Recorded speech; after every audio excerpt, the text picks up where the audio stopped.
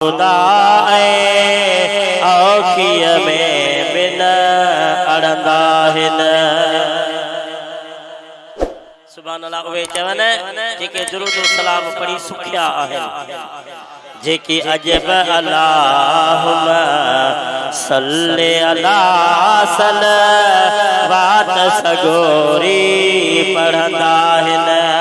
होदा हर इंसान खां आसूदा औखिय में बिन अड़ंदा हिन।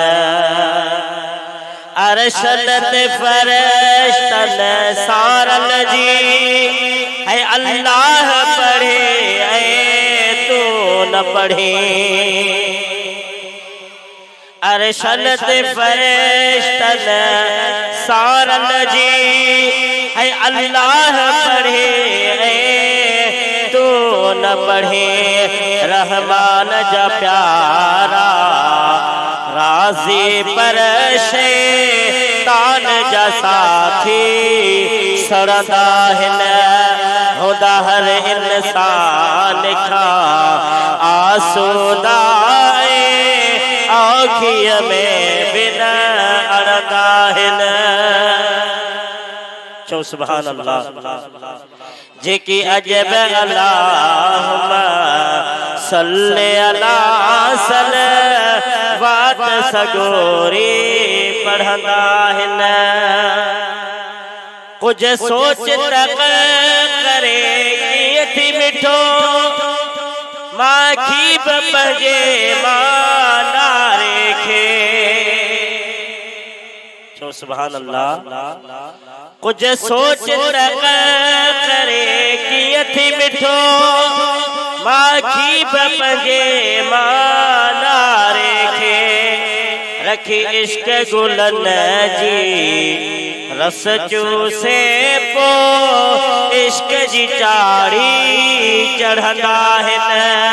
जेकी अजब अल्लाहुम्मा सल्ले अला सलवात सगोरी पढ़ंदा हिन।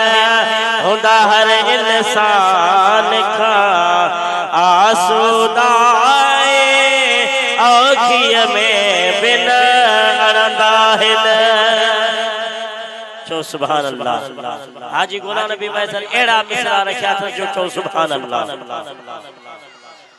हो मख नंढड़ी तू माण्हू तोखे मोहब्बत में वही मख मारे। हाय हाय चो सुभान अल्लाह। हो मख नंढड़ी तू माण्हू तोखे मोहब्बत में वही मख मारे। न मिठाण ज़रो आ चुमी इसम मोहम्मद मिठड़े जो पो सब मेड़ करे अची मिलंदा हिन। जेकी अजब अल्लाहुम्मा सल्ले अला सलवात सगोरी पढ़ंदा हिन। होदा हर इंसान खां आसूदा औखिय में बिन अड़ंदा हिन। खुद पढ़न न रोकन रहंदो उहे ॾाइण ॻाढ़ा ने बोथे। न मिठाण ज़रो आ ॿारन में वेझो वञ त परे खां विढ़ंदा हिन। जेकी अजब अल्लाहुम्मा सल्ले अला सलवात सगोरी पढ़ंदा हिन। होदा हर इंसान खां आसूदा औखिय में बिन अड़ंदा हिन। चो सुभान अल्लाह।